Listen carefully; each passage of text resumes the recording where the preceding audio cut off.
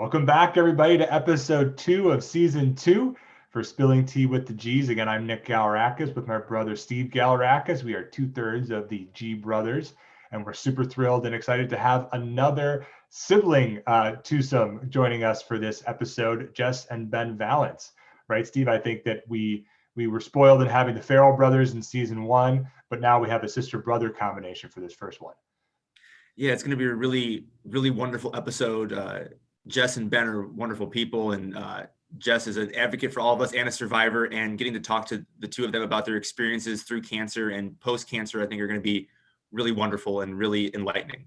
Yeah, super pumped. I know Jess sent me an email after we recorded this episode that it was one of the first times that her and Ben actually talked about some of the things they're going to talk about here. So I highly encourage those that siblings that went through it, or even good friends that went through it together. I think it's important to hear this episode. I also want to point out that Jess and Ben both work together at GRYT Health, which is hilarious that they're that close. I mean, Steve and I are obviously doing the video cast and some other things, but I think it's cool when you work day in and day out with your sibling, especially to help support the cancer community. So be sure to listen on this, and also to check out GRYT Health's GVCC Global Virtual Cancer Conference coming up this weekend as well. And so, yeah, so have fun listening on this one, and have a great rest of your day.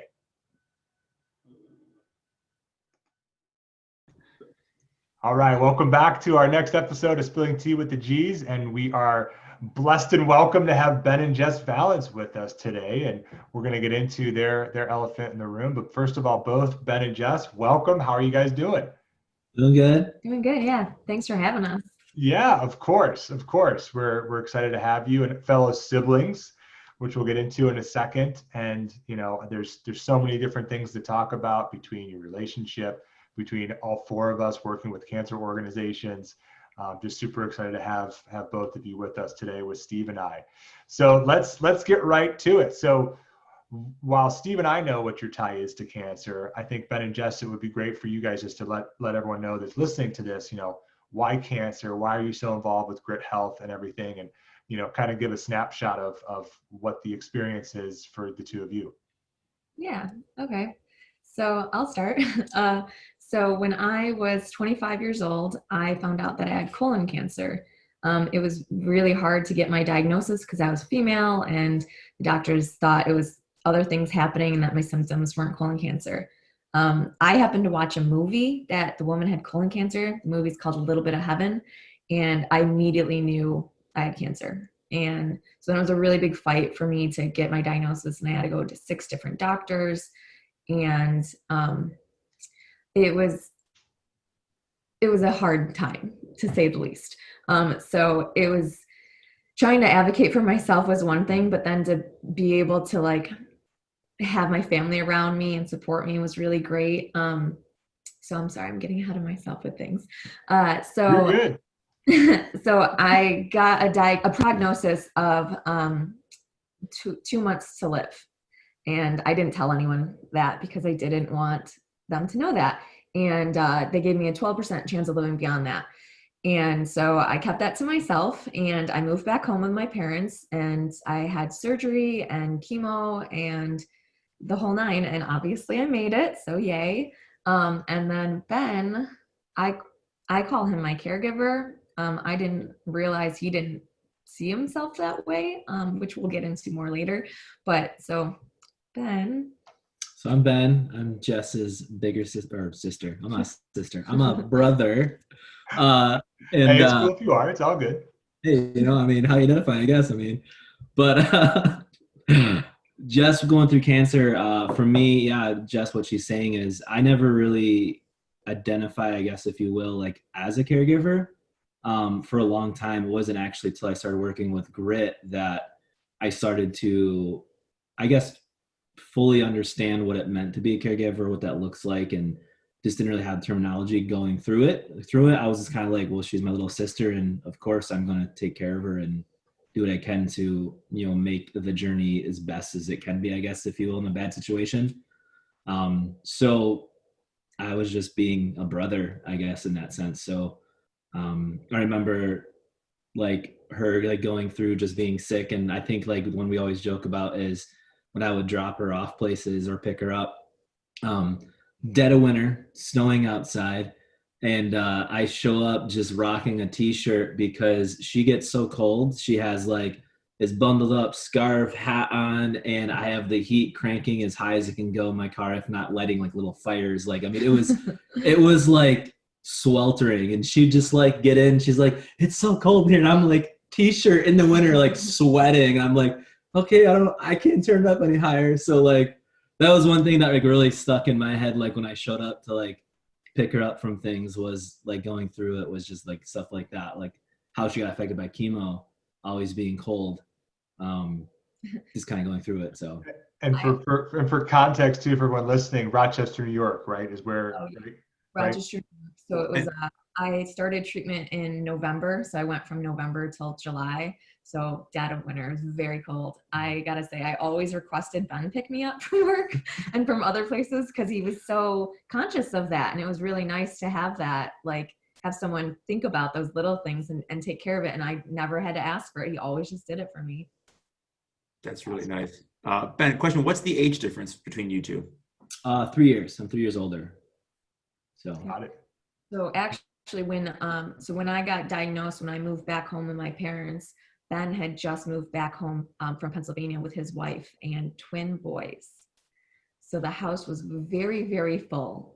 My parents, me, Ben and his wife, and 2 toddlers. It was a lot. tell him, was it Aaron, I think, would always show up in your room? Oh yeah, Aaron, one of his sons, Aaron, he's a very compassionate little man, and he would every night almost come in my room and he would just like check on me. And his room was across the hall from me. So I eventually started just like teaching him, if you're going to come in bed with me, you have to put this sign on your door so mom and daddy know where you are. And then climb in bed with me almost every night. And he was very conscious. He knew something was happening to me, but he didn't know what. So he would constantly like pull my shirt down to check for my Metaport, because the type of chemo I had, I was in the hospital getting an infusion, then I would go home for 2 days with it attached to me still. And so he was every time I would come home, he'd like check and be very gentle, and he'd tell people, gentle. So cute. That's awesome. Before we get too far down the sibling effect and everything there, I just want to sit back and listen to the two of you talk. But I want to go back to something, Jess, that you even mentioned at the very beginning, where you said it was A Little Bit of Heaven was the movie that you watched, right? That you said, what made you think that you had cancer after watching it? Was it symptoms you had? Like what was it that just triggered that? I'm just very intrigued by that. Yeah, so I rented this movie back when Redbox was a big thing, before Netflix was huge. And I was trying to relax before taking my student education. Oh my gosh, my words. Teacher's exam. Thank you. My teacher exam. So I'm a certified art teacher. So I was going to take 3 tests on a Saturday. So Friday night I ran a movie trying to relax. And in the movie, the woman, she just wasn't feeling well. So she went to a doctor for a normal checkup, and all of her symptoms were mine. So when she was starting to talk about it, she said she was losing weight. Now, Ben and I had just started doing Insanity together. Those workouts, if you've ever done them, are very intense. And I thought originally I was losing weight because I was doing that. However, I'm not very good at working out, and I didn't stick to it really hard. And like normally guys lose weight faster, and I was losing weight faster than Ben. So I knew something was wrong. I was extremely tired, and I was a 25-year-old girl. Sorry, my computer. I was a 25-year-old girl. I wasn't doing anything that should make me exhausted. I got to the point where I would wake up, go to work. I would sleep on my break at work. I would go home, take a nap, and then maybe eat dinner, maybe not, and then wake up the next day and do the same thing. So there was definitely something wrong with me. So when the woman was in the doctor's office explaining what was wrong with her, I was like, I have colon cancer. And I pulled out my agenda and I wrote it down on Monday morning to call my doctor to get a diagnosis, because I was so sure I had it. And she immediately said that it was hemorrhoids and stress. Oh, I was also going through a divorce. So I had a lot of stress going on. And I gently reminded her that I was going through divorce because he wasn't worth it, and I was not not stressed over that, and life was going to be better soon. So why would I have all these symptoms? And it took weeks. It took months actually. So I went to see her. She gave me a list of oncologists to go see, or I'm sorry, the God, my words are so hard today. Colonoscopy doctors. So I went and saw a few of those. None of them would test me because I was a girl and I was 25 and my blood work came back normal. And so my doctor said, if symptoms get worse, call her again. And they got worse. So these were the symptoms: fatigue, my hair loss, weight loss. There's blood in my stool, both dark and light colored. I would go to the bathroom and I'd feel like I have to go to the bathroom again. And my skin started changing color. So that was when I was like, shit's bad. I was. Wait, Jesse, you're telling me you had dark blood in your stool and these GI doctors wouldn't do a colonoscopy or anything on you? Nope. Because the age. They said there was no family history and my blood work came back normal. And they said it was all stress. And I fired my first doctor, to be honest. I was like, don't think you're doing what you should. Yeah. Yeah. Yeah. I think that's one thing that people forget is doctors work for you. So you need to find a doctor that you like, that's going to listen to you and take you seriously, and that you can work together to get better. Yeah. For sure. We could go down me and you could spend a couple hours on that one, Jess. You might have to go into from a self-advocacy standpoint, right? I mean, the fact that you had the wherewithal to push forward, I think that's kudos to you for actually doing that, because how many people wouldn't do that, right? And just kind of take their doctor's word for it and walk away. So, wow. Okay. So thank you for sharing that. I'm so amazed, like how many people would have seen that movie and not have picked up on that too, right? And I think that's what's something that's really amazing to me on how you picked up on that. And the fact that you listen to your body too, to keep going, keep asking doctors, because some people will be like, well, the doctor tells me I'm fine, so I'm fine. Yeah. I'm terrified of heights. So my cousin, when he turned 18 during this stage between where I knew I had cancer and the doctors had yet to diagnose me. So I decided to go skydiving with him because I thought I was going to die before a doctor would ever help me. And I was like, might as well die doing something like fun. So did that. I won't do it again. It was fun, but I'm alive now, so we don't need to. Good. Very good. Well, then, let's jump into more of the sibling stuff, right? Ben, what was, Jess, were you talking to Ben when this was going on? Ben, what did you think? Did you think that there was an issue at all at that time? I'll be honest, a lot of it was a blur to me. Just being I knew something was off because obviously I didn't know all the symptoms she was having, but the one that stuck out to me the most, I think, was how much she's sleeping. That kind of was a red flag of okay, you don't sleep that much. There's no reason to. And I remember getting back with my twins, and she was, like she said, she was always in bed sleeping. So I knew something was off, because in my head, when I think of sleep, it's to repair something, to fix something, get rest. But that much of it, there's something going on. So I knew something was happening. But I didn't know, I guess, really to the extent of it, what was actually happening fully. I remember her mentioning about the movie. Was that the movie that they built the telescope when they got married and she died? It's a different movie. Spoiler alert. Oh, sorry. No, it's not that movie. Spoiler alert, different movie. Of Walk to Remember. Oh, Walk to Remember. I was thinking of a different movie, but spoiler, we can rewind that one. But so I remember different pieces of it prior to the diagnosis of actually getting it. I remember she was very adamant about getting checked and saying something's wrong, and I was kind of blown away how she had to force so much to get the doctors to check. That to me was kind of strange. I'll be honest with you, and this is just kind of off the cuff, I think it's silly to be well, you're too young or this or that, and not even check, being no, just give me a test, like I'll freaking pay for it. Like that to me is kind of, I guess, I don't know, backwards to me. I tried that route with the doctors too. I was like, you don't need to go through insurance. I'll straight out pay for this. Like, I need this done. Yeah. And Ben, you're not alone in that, because when I was re-diagnosed this past year, my current oncologist asked his wife, who's a pediatrician, and said, when people get diagnosed under the age of 20 or in their teens, don't you just do genetic tests right off the rip? And she's like, no, why would we do that? You know, so it's even people in the medical profession have that question of, why don't we do this? Yeah. Which is crazy. Yeah, it just seems bizarre, but I'm not a doctor, so. Can I ask a question to Ben? Please. Yeah, of course.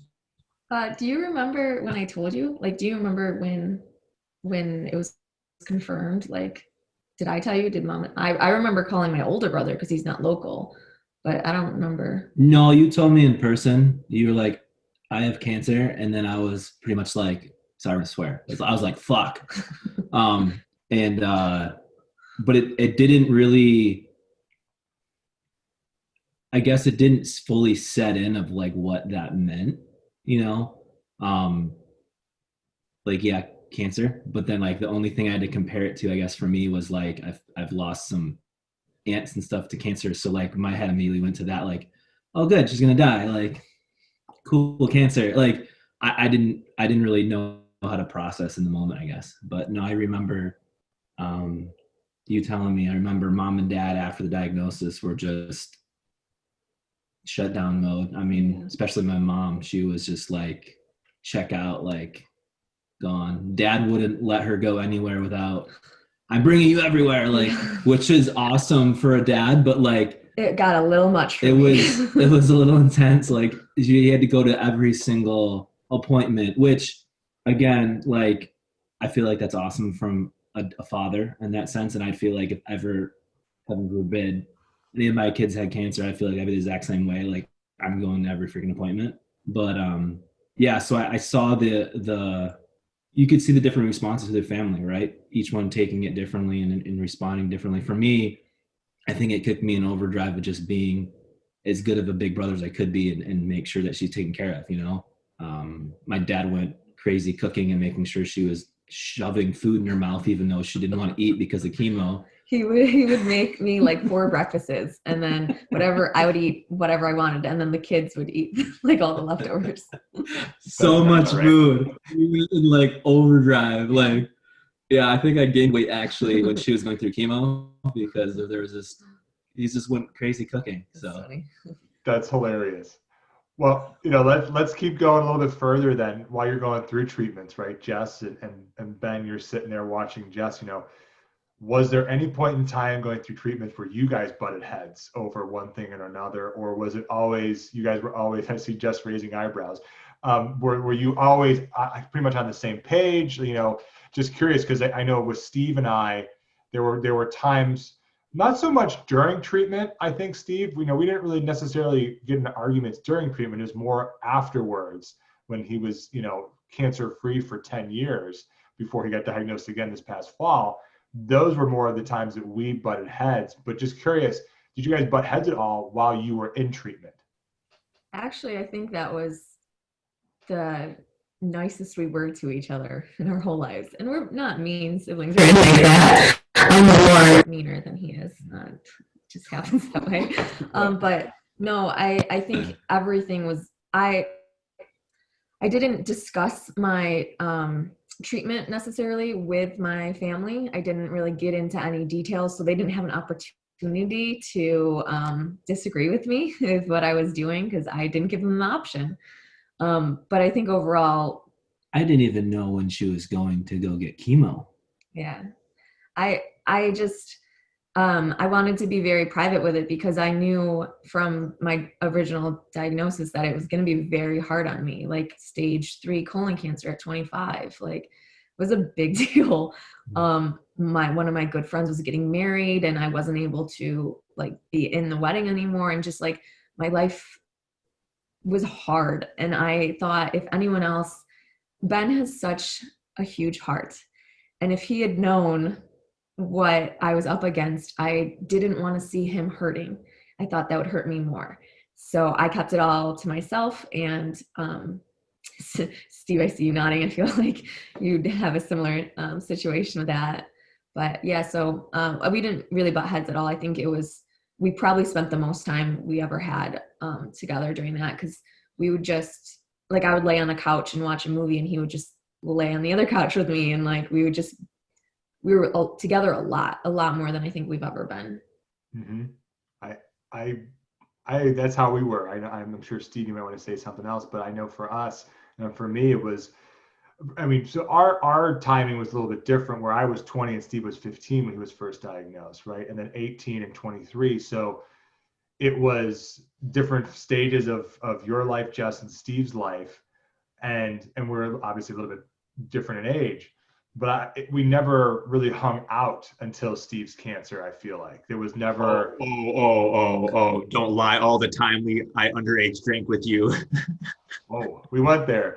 Mainly because I was babysitting him probably, and I was like, you're fine. But seriously though, until the lies. Okay, go on with the lies. Let's go. Come on. Who was the person who would call mom and dad and go, "Oh, Nikki's being really mean to me. When are you guys gonna be home? He'll only have any friends over. I'll be home in a half an hour." All right, you guys. Was that hanging out or using you for what you were? Yeah, I have to go with Nick on that. Not really. No, I mean, go ahead, Steve. When I was diagnosed, I mean, Nick was right. He was at college. My brother Phil was at home. So for that first cancer, I spent a lot of time with him. And he's just under 7 years older than me, and Nick's right around 5 years older than me. And so me and him spent a lot of time together. But, unlike you, Jess, where they told you how bad everything was, because I was 15, they didn't tell me how bad everything was until I was doing better. Yeah. My mom and my dad knew, because obviously they're your parents, but I think it was about 4 months in, they told me, like, "Oh yeah, you had a 10% chance of survival and you had stage 4A osteosarcoma." And you're like, "Oh, okay, cool, thanks." Wow. Yeah. But like you though, Jess, I had people in my family that I didn't want to tell things to, because I would see the pain in them. And it wasn't my brothers, because they handle things pretty well. It was actually my father, who is gigantic teddy bear. Didn't realize that. And we never thought that until Steve was sick. God, the man terrified me. And he even asked me one day, he goes, "Did I really scare you guys as little kids?" We're like, "Yes, you mortified us." But I mean, and actually one of his coworkers at one point told me to not tell him things, because he would shut down at work and not be able to function. Yeah. Yeah. That was similar to my mom. She had a really hard time, and she'd asked me to like not put things on social media because she didn't want her coworkers to know about it. And she had a hard time not being able to be there as much as my dad was, because my dad was retired. He retired, I think a year before I got sick. So it was really good timing on that part. So that's why he was able to take me to every appointment. But the blessing in it was the closeness it brought our family, because I had moved home. I got really close to Ben's wife. Her name was Crystal. And like, she would help me shower and stuff, because I got down to 90 pounds. And I couldn't go up and down the stairs unless I was sitting down. I couldn't like stand up in a shower for very long. So Crystal really helped me with all that too, which was really great. That's awesome. That's really awesome. I have a question for you, Ben, because you said at the beginning of all of this that you're like, "Oh, it's cancer." What does that even mean? I guess, and I know my brother has a few moments that kind of stick out to him, but was there something specifically during Jen's treatment and prognosis and all? Jess, get the name right, damn it. I said Jess. You said Jen. No, I definitely said Jess. Oh, it's okay. It's COVID Zoom. It's fine. It's Jess. I definitely said Jess. But is there any time during that treatment that you really recognized what was going on in terms of how severe it was? Yeah, I think just like she was already losing weight before she started chemo, and then once she started chemo, just seeing how skinny she was getting, I think really hit me as far as like, holy crap, like she's really sick. Like, I mean, she's never been a big girl, but getting down to 90 pounds, that's tiny. I mean, so like for me to see her getting frail, I think was when it was starting to really I guess, kick in. Mhm. Sorry, I'm gonna tear up a little bit, but yeah. So yeah, it got very real very fast. I can relate to that, Ben. Steve got down to, what was it, 113, Steve, at one point.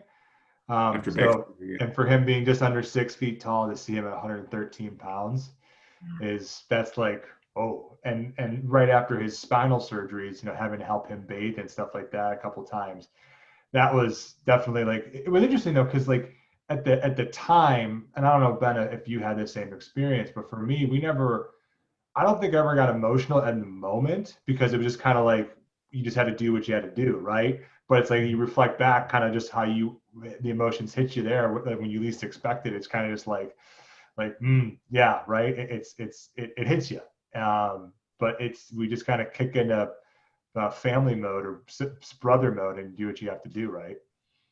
Yeah, I'd agree with that. Like in the moment, it was just kind of just do and just whatever you can to help out. But like, yeah, I mean, I like as she said, she didn't really share much at all as far as this stuff. I didn't realize she didn't tell me like the percentage of the chances to live and all this stuff until like literally like a year or two ago.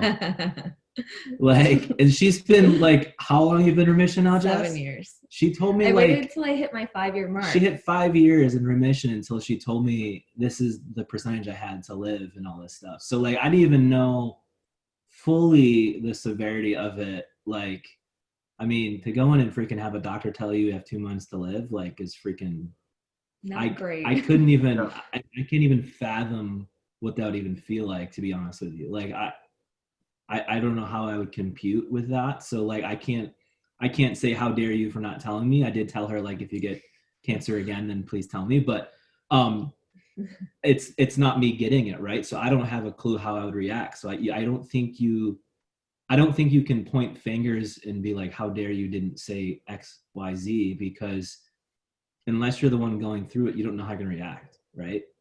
So like I didn't have to go through chemo. I didn't have to go through finding out like there's a chance you're gonna die in 2 months. Like, I mean that at 25 even. So it just doesn't even compute my brain. Right. So That's wild, because for us, it was like Steve mentioned, it was the reverse that I believe Phil and I knew before Steve knew on certain percentages and all that. I know my parents definitely knew. I mean, I knew it was going on enough in my body to know that it wasn't good. Anyone who tells you have a softball-sized tumor in your back and 60 nodules in your lungs, not a good thing. Yeah. But I would imagine that being told you have 2 months to live is kind of like that scene from Indiana Jones at the end of the movie where everyone's like head just melts, except it's your brain, it like pours out of your ears, and you're like, and there's nothing left. That's a hell of a visual right there. So for when the cancer was gone, Jess, in remission for the first time and stuff, for you and Ben, how was your relationship after cancer?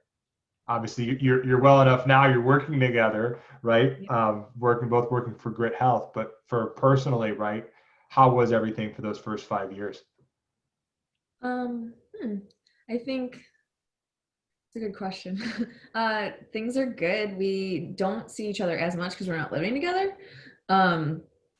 And I went a little crazy after my diagnosis with a lot of partying and drinking, and I'm sure right? So you're celebrating being alive.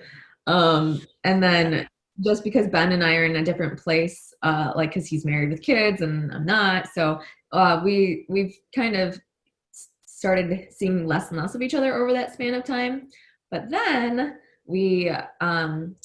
he started working at GRYT Health with me. So now we get to see each other regularly again. And because of COVID, we closed our office, but now I come to Ben's house like twice a week to work with him. So it's changed. I don't think it's worse by any means. Yeah. can I ask a question for Steve and for Jess? Yes. Yeah.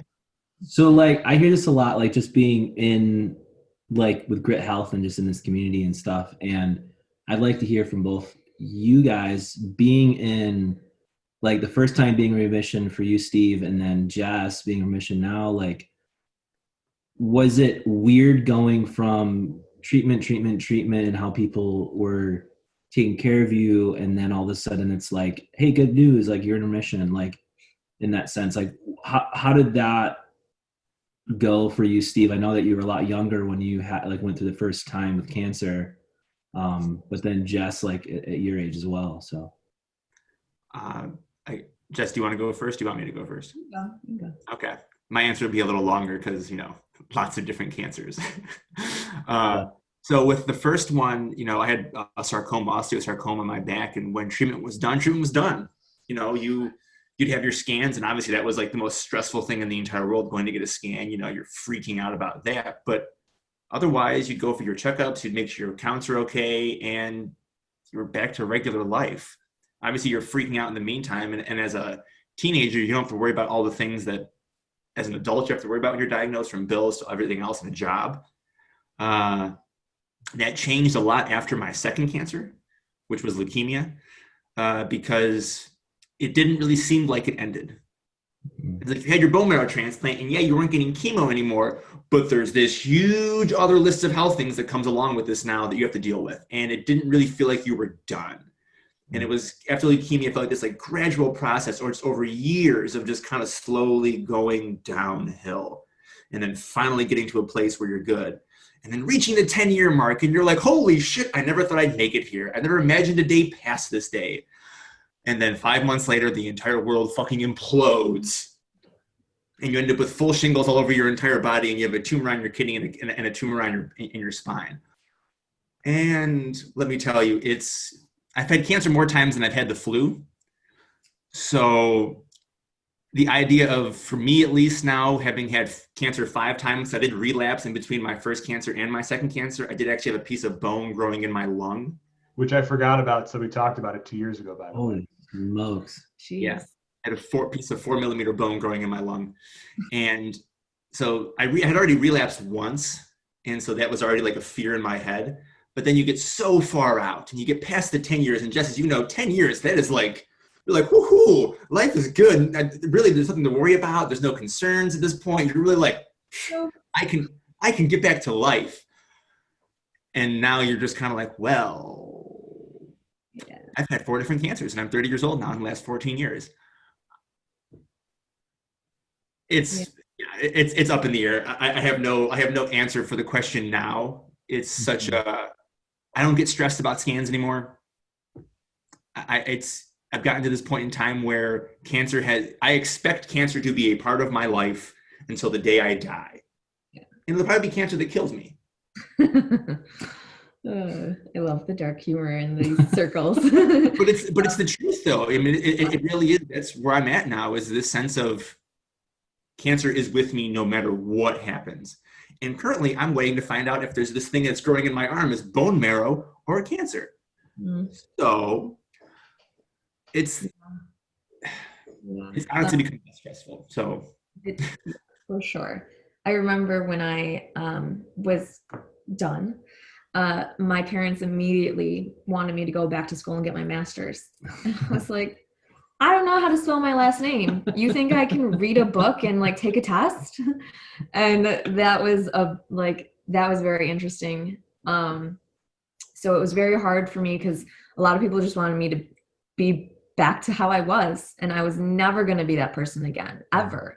I like to think that I'm a better person now, having survived that, and I've changed my outlook on life a lot. And then I found out I have a genetic mutation called PALB2. So I have to get monitored way more than the average person. And I've had 2 tumors in my chest. One is still there that we monitor to make sure it's not growing. We biopsied them. They're not cancerous. I've had 3 tumors in my uterus, and I've had 3 tumors in my colon. And then I've had a bunch of sketchy moles removed. So I'm similar to you as far as I expect this to be the rest of my life. While I might never get cancer again, I will be going into doctors regularly to get screened to make sure I don't get cancer again and have tumors removed and just do all that. But it's never it's never over. And I think that's a big thing people don't understand. My mom couldn't understand why I wanted to work at a cancer company, having been through cancer. But similar to you, Steve, like, I've accepted it. This is my life. I'm happy to be alive. If this is the hands I'm dealt, and I'm going to do the best I can with it. So I'm just going to advocate for myself, for other people, and keep going forward. Well, and I can imagine, Jess, that you probably have a similar feeling to me, that after those 2 months went by, every day after that is pure luck that you have. Oh yeah. Oh yeah. Yeah. Once I made it past that, I was like, well, good. I'm everything else is bonus time. Absolutely, yeah. Borrowed time for sure. But Ben, actually, something I wanted to bring up, though, that I forgot. After my second cancer, because there was no Affordable Health Care Act yet, which is a big deal right now, I had to go back to college as a full-time student to keep my health insurance. I had to wear a mask to class every single day for almost an entire year. Wow. So it's something that I honestly forget about to a certain extent, but right now, obviously with COVID and politics, it's very, something that needs to be talked about a little bit more, but that's something I had to deal with. I lived with my brother, Nick, when I came back to school and walked to class, and I had to wear, the second I got to campus, mask went on, went into class, and everyone would freak out because no one else had a mask on. Yeah. So Ben, I'm just going to have you run these next time because that question was fantastic. No, but so we're getting close to our time here, and Jess, you already kind of answered my last question I was going to ask you too, is why work at a place like GRYT Health? And you kind of gave your reasoning, Jess, but Ben, I would love to hear from you, being the sibling. Why, one, why work with your sibling, I guess, and two, why a cancer organization after everything that you've seen Jess go through? Yeah, so for me, like, Jess has actually been trying to get me on with GRYT for a while. It just hasn't worked out until of late. And I think that, like, going back to the saying I didn't see myself as a caregiver, I didn't identify with that for a long time, but then I realized when I did identify with being a caregiver, that's just who I am. Not just for my sister, but just in general. That's just, I'm a guy that cares for people. So being an organization with GRYT, I feel like, what can I do to give back to people in the sense of going through it, or families going through it, and what that looks like, as far as, like, whether it's doing conferences, whether it's whatever I'm doing, I want to have a place in it to give back and to hopefully make that journey a little better, if you will, as much as you can going through it. So I guess that's the quick answer of it. GRYT is phenomenal. I've never worked for a company like GRYT before, as far as just what that looks like, just trying to get people to be able to find their voice and advocate for themselves. And I haven't had cancer, hopefully I never do, but I do have issues with my neck, and even working with GRYT, like, I found my own voice. I actually have 2 herniated discs in my neck and arthritis, and I had surgery scheduled, and I felt very uneasy about it. And before working for GRYT, I've just been like, all right, let's look at the surgery. And I was like, no, this doesn't feel right. So I got a second opinion, and the doctor looked at my MRI, was like, yeah, no, surgery won't help you. And I was like, I have surgery next week. Like, what are you talking about? He's like, you'll get surgery and you'll still be in pain. I was like, okay, so what do I do? So I never would have even second guessed it, like, before, but going through whole process with Jess and what she had to go through to even get diagnosed. And then also just working with GRYT and finding my own voice for myself. I advocated for myself and got a second opinion. And I couldn't imagine going through neck surgery or even going through, like, other stuff. And then you're like, yeah, you didn't need that. Like, it blows me away. So, like, even for that side of it, GRYT has even transformed myself and who I am, just being there and not just giving out to the community and giving out to people, but I've changed working there. So that's awesome. Thank you for sharing that story. I mean, it's a big part, right? And I think that's something that from Jess at the beginning, after watching the movie, to go advocate for yourself, right? And the same thing for you now, Ben, with your neck. I mean, I know for us too, we preach that, like, people need to not be afraid to self-advocate for yourself. It's such a big thing, whether it's with cancer or another medical situation.